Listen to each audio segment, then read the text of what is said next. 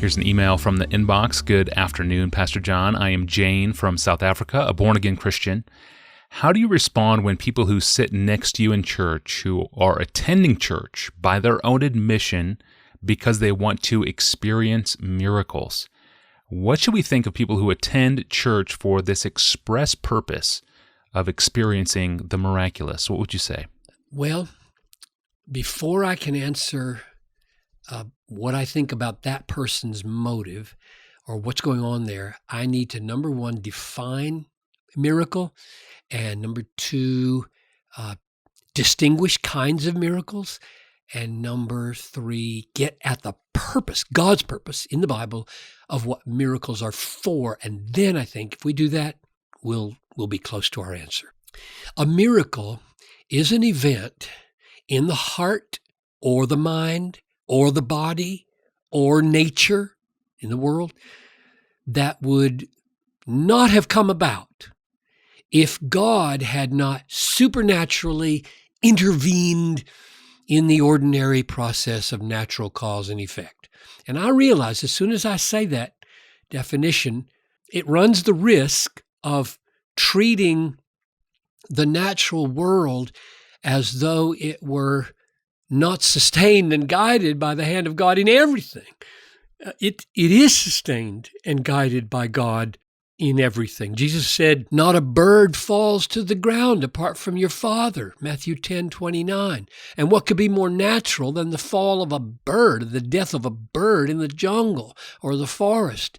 So when I define miracle as the supernatural intrusion into the ordinary course of natural cause and effect, I'm not denying that all natural cause and effect is in fact the work of God, is sustained and guided by God.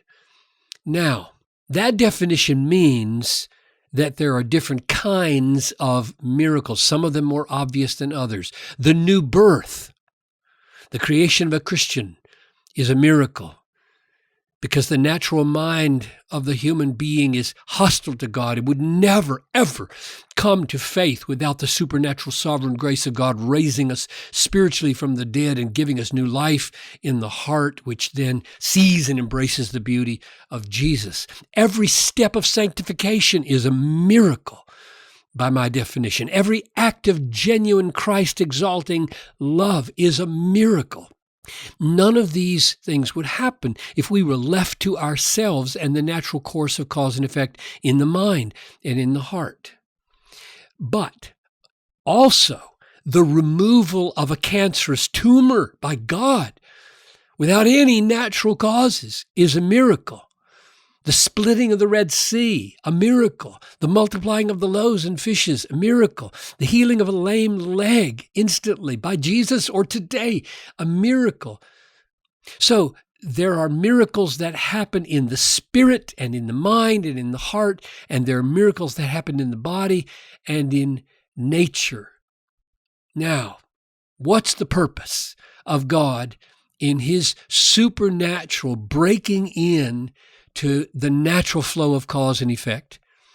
One way to answer that question is to cite 1 Corinthians 14:26, where Paul expresses the goal, God's goal, in all of the supernatural spiritual gifts, like healing and others. Let all things be done for upbuilding or building up. Building up, that's the goal of these miracles. Building up means being built up in faith, built up in hope, built up in holiness.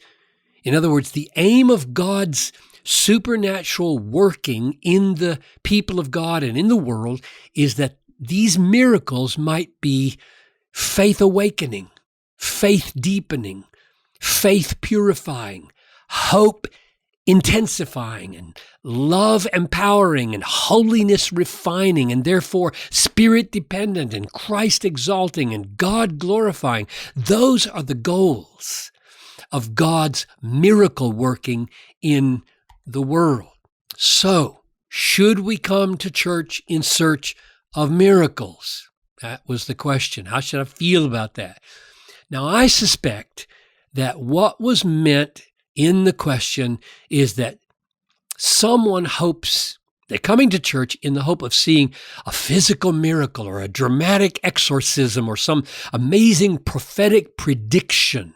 And there is certainly nothing wrong with hoping that God would display his power in these ways. I would love to see God move in these ways in the service of his glory and our good and our holiness. But there is nothing distinctly Christian or Christ exalting or holiness advancing in any of that.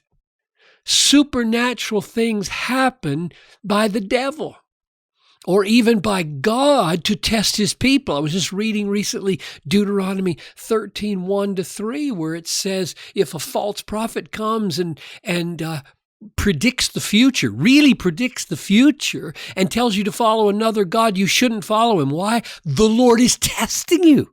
This is the Lord behind this. So that seeing the mere event of a external physical miracle should never be the goal of the Christian.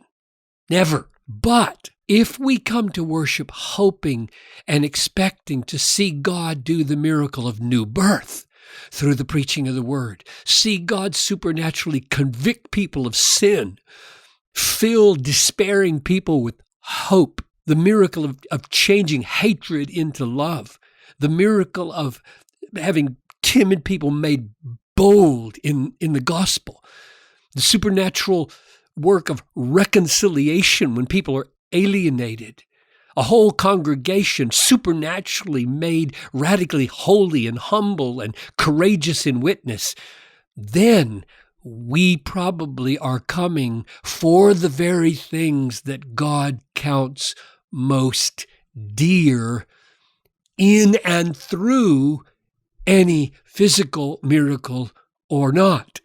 So that's the distinction I would want to make in answering the question. Are we coming to worship with our hearts most intensely desirous of what God is pursuing in and through all his miracles, not just the dramatic physical ones, which in themselves are no sure sign of his saving presence?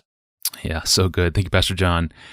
And for more details about this podcast, catch up on past episodes or subscribe to the audio feed, or even send us a question of your own, go to our online home at desiringgod.org/Ask Pastor John.